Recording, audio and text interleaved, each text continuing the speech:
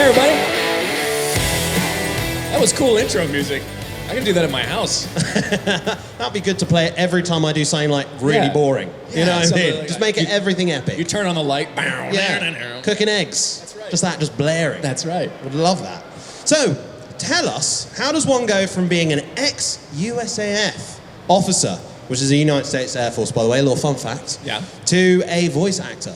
So, the origin story is that I was on reserve duty still. So I left active duty and I do reserve duty, which is kind of like, you know, you're a weekend warrior. And I was the only guy in the unit on a Saturday morning. And I was talking to a friend of mine on Google Chat. And I was like, you know what I've always wanted to do is get into voice acting.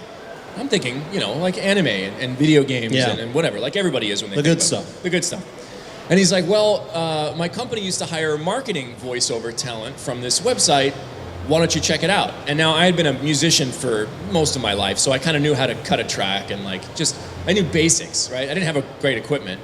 Yeah, you do great remixes, don't you? Yeah, I think I listened to one of your Earthbound remixes. That's kind of where I started. Very dope. And those remixes from a website called Overclock Remix, which if you like video game music at all and you aren't on Overclock Remix, you're insane. I won a microphone on a remixing competition. So I had that little $60 MXL 990 microphone. No way. And I jumped on this website and I booked the first job I ever auditioned for, which, like most voice actors, was a cartoon panda speaking Arabic to children. Okay. Very common first job. Okay. Yeah, pretty much everyone starts there. Yeah, sure.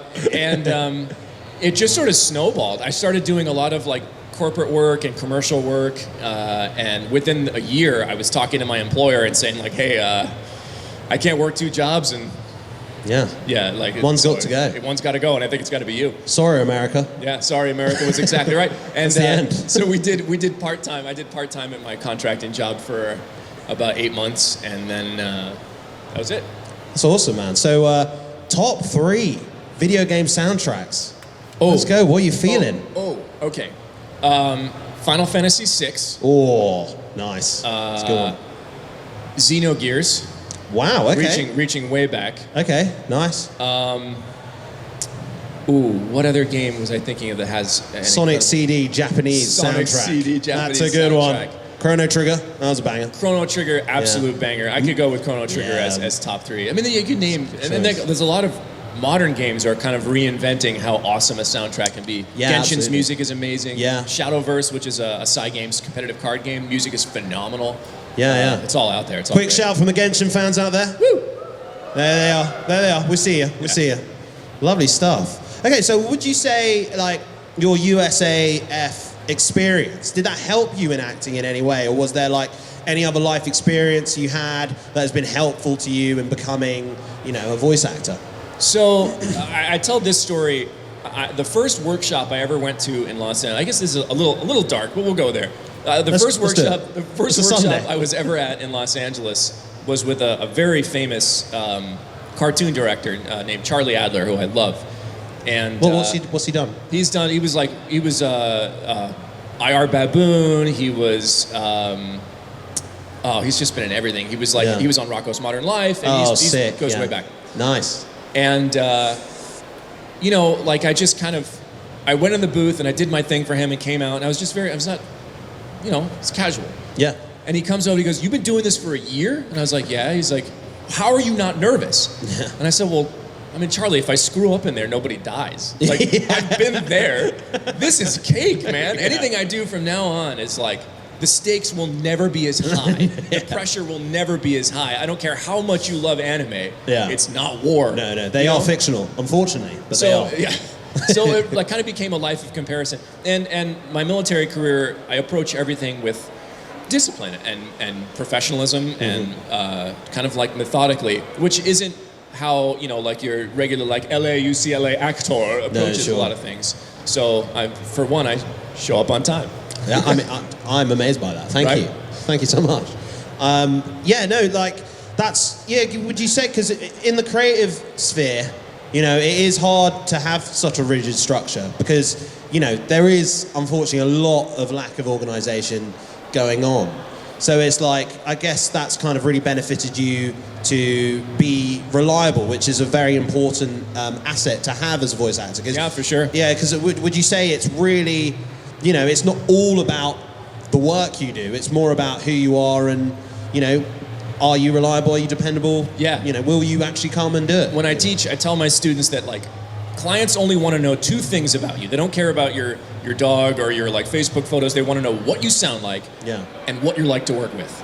That's it. Yeah. And if you're not great to work with, you could be the best talent in the world. I know talent that have come into jobs with egos and they don't have those jobs anymore, even though they're wonderful. Yeah. Like you have to be professional, on time, approachable, easy to work with. You're there to make your director look great. That's it. Amazing. You know? That's great. I like that. So let's talk about voice teaching. Yeah, sure. Yeah. So what does that actually entail? Because I don't even know. So are you like a vocal coach then? So the only way to get into voice acting for the last like 50 years has been move to LA and get a coach, right? Right. And coaches are great. I use them all the time. But if you're starting from the ground level, coaches teach copy. They teach a script, right? They'll go through a script with you, a commercial script, and you'll work through it and you'll work on a specific skill, right? But from a coach, you probably don't learn like how to build a studio, how to acoustically treat your room, what kind of microphone to get, how to run a DAW, how to run a business, how to find work, how to get an agent, how to build demos, right? Like all that foundational stuff isn't available in an educational format. Yeah. So I built it. About a year ago, I started learnvoiceacting.com. And in it is like my flagship academy, which is like 30 hours of video-based content. Wow. Instead of coaching, get a foundation. Learn what the difference between a commercial, a promo, and radio imaging is. Find out what the market looks like for you. Treat it as a business. There's art in there too. You know, like here's how to break down audition copy. But if you can break down audition copy all day, you don't know where to find it. What's the point? So I teach the whole industry. That is a problem, because I think a lot of people starting out into the creative industries feel you have to do so much endlessly for free, for nothing, for you know, the Not myth true. of the portfolio. Not true. When at the end of the day, it is a business like anything else, and you deserve to get paid for your work. I didn't take an acting class until I was a full-time voice actor for 3 years, right? Like you don't need formal training. No. It can help, but it can also hurt. Matthew McConaughey famously took acting lessons and booked nothing. Stopped booking completely. It ruined him. Really? Yes. It was just like he had a thing, and then he went and somebody tried to take his thing and make it their thing. Yeah. And he stopped booking. Self-imposing, and also So- like they churn out the same person, so you lose the individuality. You can lose the individuality. Of, you know, who you are and your USP, basically, what makes you unique, exactly. and why they would book you in the first place. Yep. So you're a big, you know, you talk a lot about like you're a big lover of storytelling, which I think is a nice phrase, because it's all encompassing and goes around a variety of things. So what is it you love so much about video games and how they can convey a story in comparison to film and television? Video games are the only story medium that puts you behind the eye of a protagonist, right? Yeah. You go to a movie and you're watching somebody else's experience. In a video game, it's your experience. It's vicarious through the characters on the screen, but it's our experience, right? There was a great review I read, and I'm not gonna. This game has been out forever, but about The Last of Us, where the editor was saying, like, at the end of the game, I had this moment of disassociation where I realized that my choices were no longer Joel's choices, and I didn't know what to do about it. Yeah. And like, you can't get that experience from reading a book. I love books and I love movies. It's just saying, like, video games are particularly unique. You have to almost be like morally culpable for the things that you do, and sometimes like video games force you to do uncomfortable things and confront uncomfortable things as you, not as them. Yeah. As you. No other medium does that. No, absolutely. I was playing Panzer Dragoon Saga classic. recently, right? And that is a deep cut. I don't think anyone knows what that is. Anyone here? No, not at all. But you actually... We're just aging on stage. Yeah. But you actually play someone who dies at the beginning, and you, as the player, are controlling him the whole time. So once you switch the game off, he actually dies in the game. And that's part of the narrative. Yeah, and that is something you can only really do with video games. And also the Would You Kindly in BioShock. Oh that's my God. You know, classic. You know, I really do feel like when it comes to video game storytelling, you really can break the mold on what storytelling can do. absolutely can. It's a lot harder with kind of a fixed narrative with no real freedom. Exactly. You know, exactly. which Has is- anybody in this audience not played the original BioShock? Please play it. Yeah, it is as good as what they say. If you haven't, would you kindly go play it? You will find that hilarious after you have Yeah. played it, by the way. Come back to me. Tell me how great that joke that was. So you're a novelist as well, talking about storytelling. Yeah. So how did you get into? Did you get into that before the voice acting, or what made you fall into that? I thought writing books was going to be my way out of the government. It wasn't. Right. I actually ended up publishing a book after I became a voice actor, but I had been writing stories and books since I was, my teens. Wow. And just wrote where I wanted. Ultimately got myself a literary agent in like 2013 or so, and published my first novel in 2015 through Simon & Schuster. Oh, brilliant. Sold 3 books. What was that?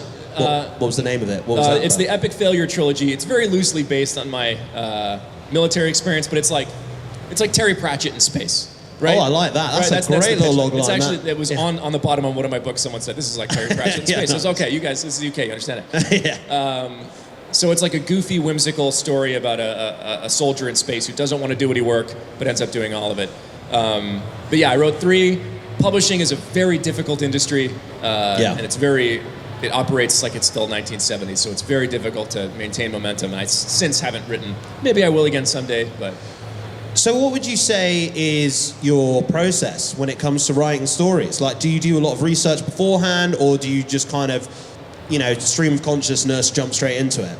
Novel writing, actually, a lot of my books, I wrote the title first, which doesn't make any sense, but it was like I had like a one-line concept. A book that I never published that you guys probably will never see is called Death Bear and the Snuggle of Doom, which is exactly what it sounds like. It's like a teddy bear that's an evil wizard, and it's funny. Yeah. But like I wrote the entire book based on the title. I just went from there. So it's usually like one seed of an idea, and I just kind of plant it, and I see if it'll grow. I'll start outlining, thinking about characters. Yeah. I talk to myself a lot while I go on walks. I'll talk out loud.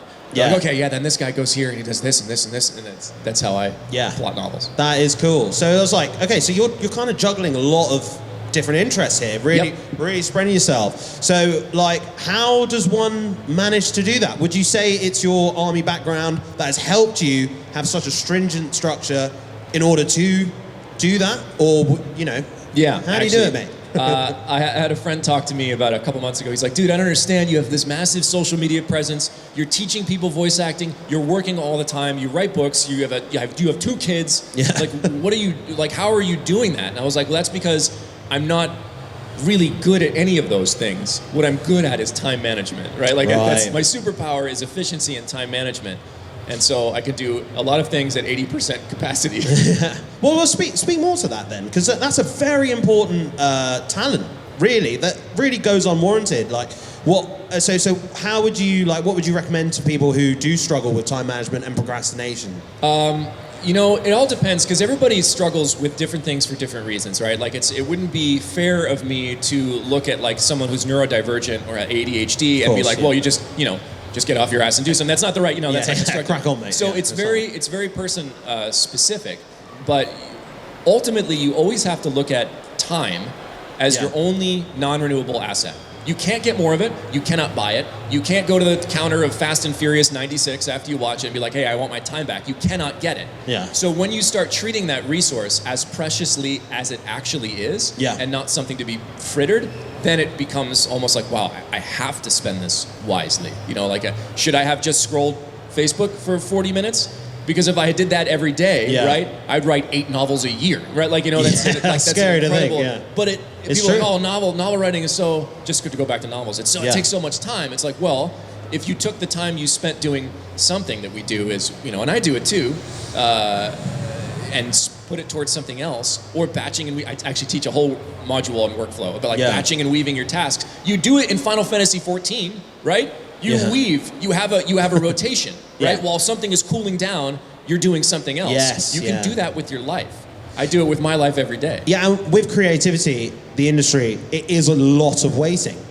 Yes. It is a lot of waiting. So do something with that time. Yeah, whether it's waiting for a role, waiting for a publisher, it is just time. So you can use that. Anytime to the best I had way. a book or a story out to a publisher, I was writing a different one. and it just started cycling. Right, When I okay. got that rejection, I would send it to the next one, and it didn't matter because I was already writing the next one. Doing something and else. just going out and out and out. Yeah, that's keep it rolling. Yeah. Speaking of rolling, how about Let's do I it. barrel roll into Nice. talking about old Star Fox? Okay. Tell us about it. That's awesome. So Star Fox Zero. So you did the voice for the OVA For the- and the game? No, just the OVA. Just the OVA. The OVA was amazing. it Anyone really seen was that at good. all back in the day? Star It's Fox like Zero 2016. OVA. We're reaching way back here. That kind of animation as well. It was awesome. It was. Jeez, Nintendo. They get it right sometimes. I booked that not knowing what it was from a website. Wow. It wasn't like I didn't have an agent for it. What was the like, website? It was Voice123, which is like it's a place where you go to get voiceover jobs. Yeah, and yeah. it was a voice match audition. I had no idea what I was doing. I had been in LA for 1 month. I had just moved to LA. Yeah. And they're like, okay, we're booking you for this. We're going to send you the NDA, the non-disclosure agreement, et cetera, Here's it, blah, blah.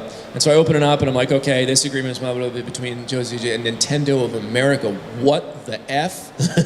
I had no idea. And then I wrote it back. I was like, oh yeah, this project says something Star Foxy. What is it? What did I book? And they're like, oh, you're Fox McCloud. And I was like, what? I stood up off the couch and I just started yelling. I was like, Fox McCloud! Fox McCloud! Yeah, everybody in the house was like, what is wrong with you?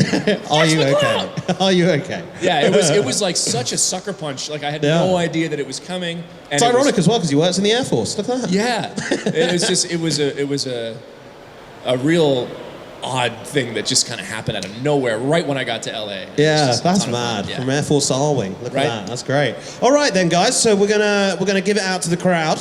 See if you guys hey. have any questions. Leroy, there he is. take it Hey away. Joe, how you doing? Right, I know we had some questions over here. So, how we doing? You all good? Right, let's start with you.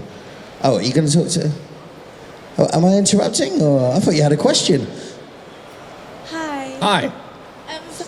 What is your least favorite character in Just Cause 4? My least favorite character in Just Cause 4. Yes.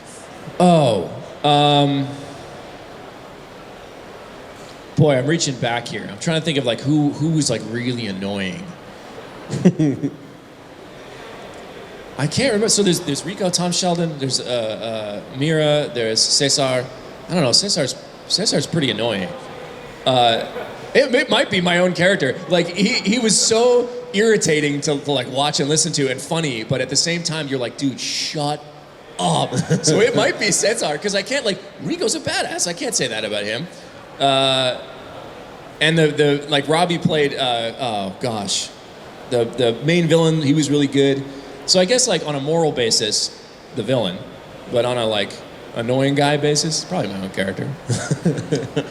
That's a good answer. That Good is question. a good answer. Hey, So you were talking about like storytelling games. I was wondering how you feel about Mass Effect, because that's a brilliant. Oh, nice. Just in general, Yeah. I think Mass Effect is a really, really cool series that tackles some really interesting topics about. That's what I like about sci-fi and fantasy in particular. It can take the. Like it's very obvious, like us talking to each other as humans about things like racial differences and colonization and stuff like that. And then when you talk about it human to human, it's very charged, right? There's lots of stuff behind it.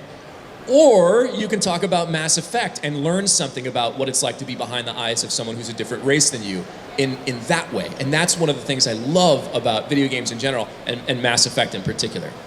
Nice. great question. I think.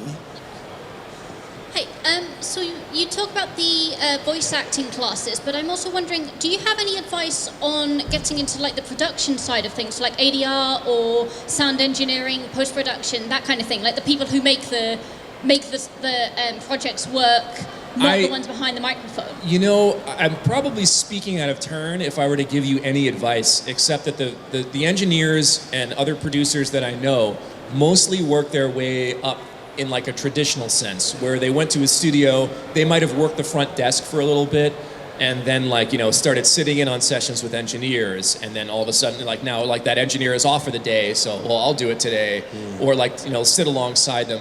Most of Hollywood is like that.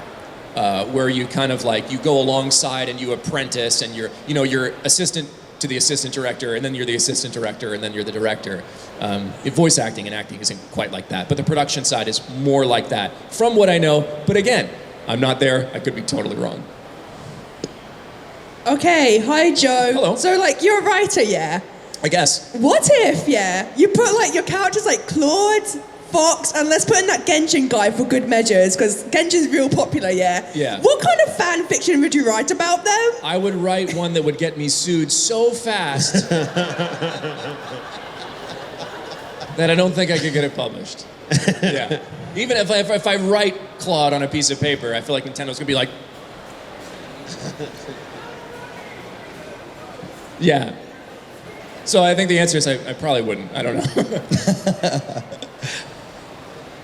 Hi, Joe. I have one question about Undertale. What do you think about that as like a story? And then on your new album that you did, what was it? 3 Houses, 4 Sacks. The Sax album. Yeah.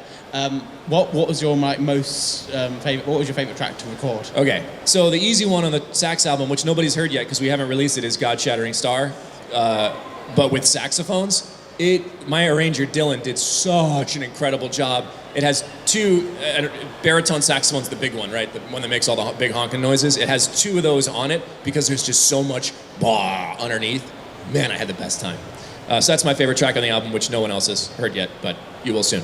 The other question was, what do I think about Undertale? Undertale, I've never had a game take me by surprise like Undertale did. I went into it totally blind. I had no idea what the game was about. It had been out for like maybe 4 years, and accidentally did the pacifist route. I cried. Like, I sobbed at the end of that game. It was so good. And it was just a testament to, like, you don't need AAA budgets to have a AAA impact, right? One guy made that game from scratch, and there's so many other games like it. You know, it's a great reminder that the barrier to entry for impacting people with stories does not exist. Simply tell them a good one, and they'll respond. And if you like that, mate, and if you can, Mother 3.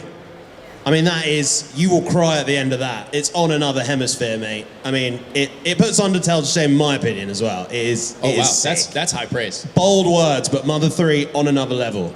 Incredible. There you go. This is a bit of an odd one, but do you regret voicing any of your characters? Do I regret voicing any characters? Ooh. I don't think so. I'm gonna say no, and if I think of one that I really regret voicing, I'll come back to it. But I can't think of anybody that I got to the end of it and I was like, wow, I wish I hadn't done that. There are roles that I was in where I got to the end of the session and I kind of was like, I wish I hadn't done that, but not because I regretted the character. Oingo from JoJo's Bizarre Adventure, right? I regretted that because it shredded me and I didn't work for 3 days. And like I came in and I just did the dumbest thing ever, which I teach all my students not to do, is I picked a voice that I couldn't sustain for 4 hours, right? I came in and I was just, and that's not me. You want that? Hire JB Blanc, right? Hire Keith. If you want that, don't hire me. But I did that for 3 hours. It hurt, man. I regretted doing that. But no, I didn't regret, there's no role that I'm like, wow, I regret doing that, yeah. What was your favorite line to say as Risley, and what was your favorite line to say as Claude? My favorite line to say as Risley was probably, and it was odd because we did this in a different order, but if the Duke wants somebody dead, he needs no justification is a very badass line, right? And you don't expect it coming from him, which is odd because when we recorded Genshin, I did that scene first. So like I came into it going like, oh my God, Risley's kind of an ass. Like he's just like, wow, this guy is, he's saying that murder, like I can get away with murder? That's interesting. But coming back around to it showed like just how cool and just and right he is. And then coming back around, like you gotta really piss that guy off for him to say, if the Duke wants someone dead, he needs no justification. So that was my favorite line. Favorite line of Claude's is who am I? I'm the grandson of the grandson of the grandson of the elite Regan. Now tell me who you are. That's my favorite Claude line. Nice. Hi. Hi. Hello. Could I ask which is your favourite Golden Deer house member? Golden Deer house member, other than Claude, is probably Lysithia. Yeah, she's just great. That's a nice, easy one. Yeah, easy one. Let's head over once in a while I here. get We'll an head over here. Get my steps in. Hiya. Hi Joe, Hi. You played a wide variety of characters. Is there one in particular that you resonate a lot with that you think is very similar to you, and why is that? You know, every character has a little piece of us in them. And as soon as I said that, I regretted it because I also play a piece of bacteria that gives you diarrhea. So I'm not sure which part of me is in that. Claude is probably one of the closest to resonate with me personally. I mean, both of us went to military academies. Both of us were, like in a military conflict. And I feel like Claude's defense mechanism for the actual real horror of what's going on around him is to kind of like downplay it and play it cool, probably to his own mental health detriment. And I've definitely been there. So I feel like I resonate a lot with Claude in that respect. Great question. We'll go to the front here. Hiya. Okay, so if you could choose to live in any video game universe for a day, which would it be? They all kind of suck. They're all hard. Like, I know, other than like what, Animal Crossing, and even then, I'm in debt for the rest of my life. Life's tough in gaming, isn't it? Yeah, life's tough in gaming. Okay, what's a cool world that I would want to live in?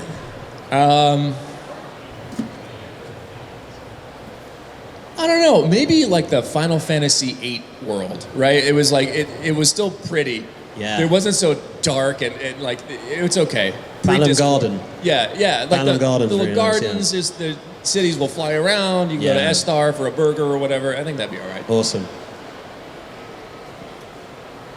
Hello. Hi. Hello.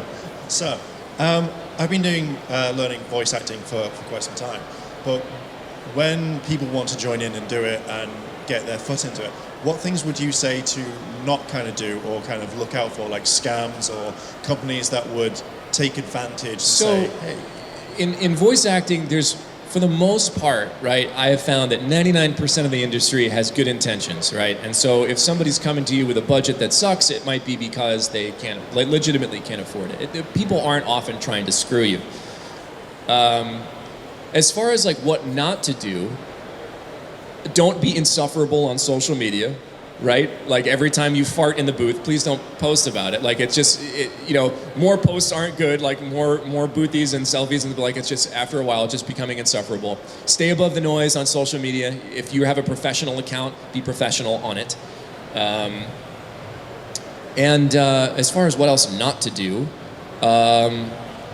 probably don't approach an agent until you're ready. But even then, there are thousands of people doing that, so it's not like, unless you make a really bad impression, I think you're going to be okay. Great answer. Lady in the hat. Hi.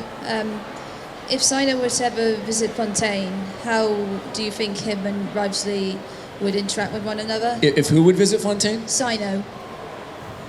You know, as much as I love Alejandro, I know nothing about his character at all. So if you're out there, Alejandro, I'm so sorry. So it would probably be, I don't know, does he make a lot of puns? Is that his thing? Right, he makes a lot of puns. So I bet him and Risley would probably bandy words, because Risley makes a few horrible jokes as well. They'd probably connect that way. Got one over here. Hi. I was just wondering, sometimes voice acting can get very emotional. Did you ever connect emotionally to a character in the booth or in any recording? I think that's like the core of voice acting, and if you're not connecting with a character emotionally, you can hear it, right?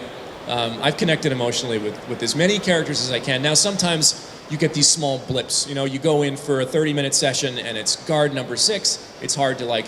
It's also very annoying to ask the director, like, what's my motivation here? What's his backstory? It's like, just say, go ahead, sir. Like, that's all. That's your only line, Joe. So, you know, many times I don't have the length of time it requires to connect to characters. But characters like, you know, Risley and Claude and Achilles and people that I spent a long time in the booth with, you will connect with all of them, or you won't deliver a good performance. Those are your only two choices. Hey. Hey Joe, I'd love to ask you about working on Free Hopes. Now, in that game, Claude is put in pretty different circumstances, and his characterization goes differently. So with that in mind, I'd like to ask, how has that changed how you view your performance of Claude in Free Houses, in hindsight? I love that question because I love the subtle but very important contrast between Claude in Three Houses and Claude in Three Hopes. Claude in Three Houses has, his problem is endemic to really the entire cast of Three Houses, in that you're involved in some very serious thing. People are dying, it's war, right? But nobody takes it very seriously, right? It's still, you know, like, it's your typical JRPG. In Three Hopes, Claude makes some really bad decisions, and he pays for it, and he knows it. And you never get to see that in Three Houses. In Three Hopes, because the narrative design, you see Claude by himself, right? He's never interacting, well, he is occasionally interacting with nobody. So you get to see what goes on in his head.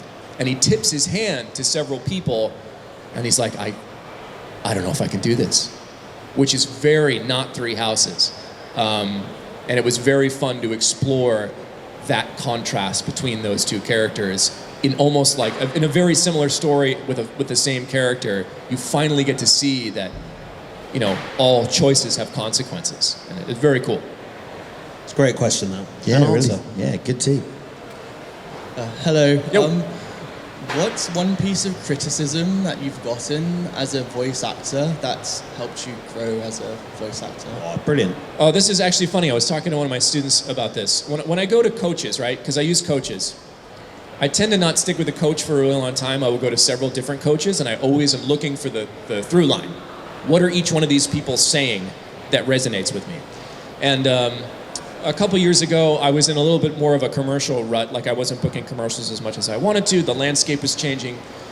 And so I took a bunch of different lessons with a bunch of different really good commercial coaches. And the piece of feedback, the criticism that I got from almost all of them was, perfect read, Joe, very safe, right?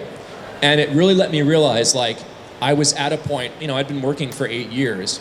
I was at a point where my military drive, determination, and brute force was no longer going to get me anywhere. And I had to do the very, very scary thing of open up and start treating art as a way into myself and not necessarily like something that was external, right?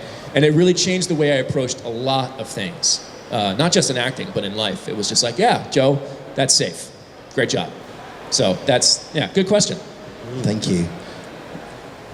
Hey Joe, is there any of your roles which you feel have had a, I guess surprisingly, like obviously you probably love all your role, but is there a role that you think, wow, this is really way more popular than even I could have imagined?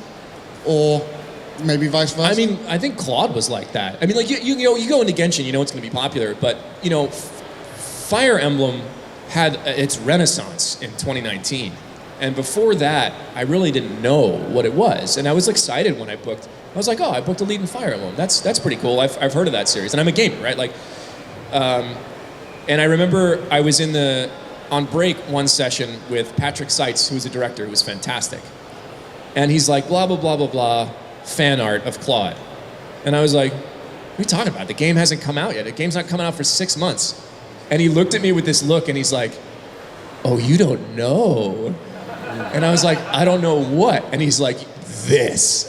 And he just starts showing me how the internet is losing its mind over this character in this game. And I was like, oh, this is gonna be good. And it really was. It really shocked me. I thought it was gonna be fine. I didn't think it was gonna be what it was, for sure. Hi. Hi. Hello. Okay. If you had to choose a role, like a dream role from like anime or a game or any series, what would it be and why? Main cast, Persona 6. The question was if I had to choose any role, moonshot, dream role, Yeah. main cast, P6. Nice. Okay, why? As I love Persona, I love the way that they deal with characterization in Persona. I think they're all some of the most brilliantly written games. Like, they're just written really well. They manage to stay very firmly in your JRPG house without just being cliche, right? Like, so the writing in it is very good. The characters are great. Music kicks ass too. So it would be really cool. I've been in P3. I've been in P5. I would like to be main cast P6. I'm manifesting that. What's your favorite Persona? 3. 3? Yeah, that's where I started, and I loved it. Oh man, nice. Yeah. How would you change? If you could actually do the persona, would you go for the persona, or what would you? I would backflip into a bed of spikes. That'd be cool. You know, like Yes. that's Persona. Yeah, Incredible. Persona. Yeah, I like that. Hi, my name is Brayden. Sorry. Hi, my name is Brayden. My question for you is, how did you come up with the voice for Writhsley? Writhsley was inspired by, without getting too technical in military terms, there are these positions that we call warrant officers who are between enlisted and officers. Now, I was an officer, and the Air Force doesn't have warrant officers, so my only experience with warrant officers were these, like, grumpy dudes in the Army that, like, really rarely showed up to work. They were always, like, they're just guys that are always just like, oh, whatever, right? Like, they're just so tired of everything. And that's where I pulled my inspiration for Writhsley from. Now, I'll say that when you get the audition, I didn't know he was I think I knew he worked in a prison. A prison warden is all the information I had, but I had no background info on him. It's a one-page sheet. I don't even think I had the art. And then it was like 4 lines about like, here's a report. Take out these last 2 pages and send it up to Central, and we'll be done with it. And that's how I figured it. It was more about the idea of like the warrant officer trying not to work. And that's how I came up with Writhsley. It shifted when we got into the session, but that's where I started. We're over here now. Hi. Hi, Claude. Hello. Hi, Claude. My question was, do you have like an earworm, like a line you said before that you just keep saying over and over again nowadays? Do I have I didn't hear the first word. Earworm. Like something that just stuck in your head. Earworm. A line that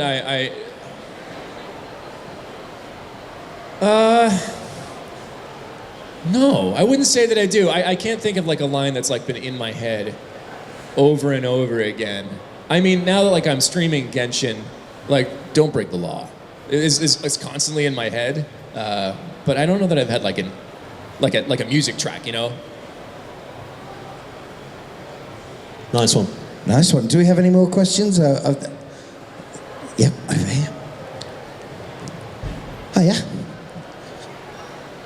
This is just related to Genshin Impact again. I just wanted to know, what's your favorite region so far? My favorite region Yeah. in Genshin? So I'll be honest with you, what I did is I visited all the statues as quickly as I could and opened it up, and then never visited most of the regions again because I'm still in Mondstadt, because that's how slowly I play that game. So I would only be comparing anything to Mondstadt. So I don't know. I really don't know. If I say Dragonspine just to make everybody angry, is that okay? Yeah, I love Dragonspine. I just like walking up a mountain over and over and over again. Any more questions? Anyone new? We've got a new person over here. Hello. Gonna get my steps in. I'm coming. Hold on.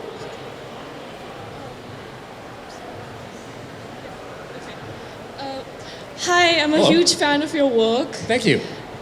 Would you ever consider doing a stream where you rate different types of teas in characters, Writhsley? I think that's dangerous from a caffeine consumption perspective, isn't it? I mean, it had to, like, if they were all herbal and I had a bathroom break once every 8 minutes, maybe. It's funny, like, the 2 characters I'm known for are also known for drinking tea. It's just, yeah. It's weird that it's happened twice. Okay, I think we've got one last question that we've got time for now. We are going to finish here again. I just remembered something. Do you ever see all the edits of Writhsley on TikTok? If there's one thing I learned very quickly, is to not Google my character's name in any social media platform. Thank you for that lesson, community. So the answer to that question is no. And will probably remain no. Do you know what? I reckon we can actually squeeze another one in. So let's go here. See, I had kind of two questions. Okay. So first one is, has there been any sort of video game music that you've just listened to, had to stop everything and constantly just listen to it and get obsessed with it? And the second one is, with working on Genshin, did they give you your character for free, or did they just go, you've got to unlock it yourself? They did not give me anything in Genshin for free. And as a matter of fact, I lost my first 50-50.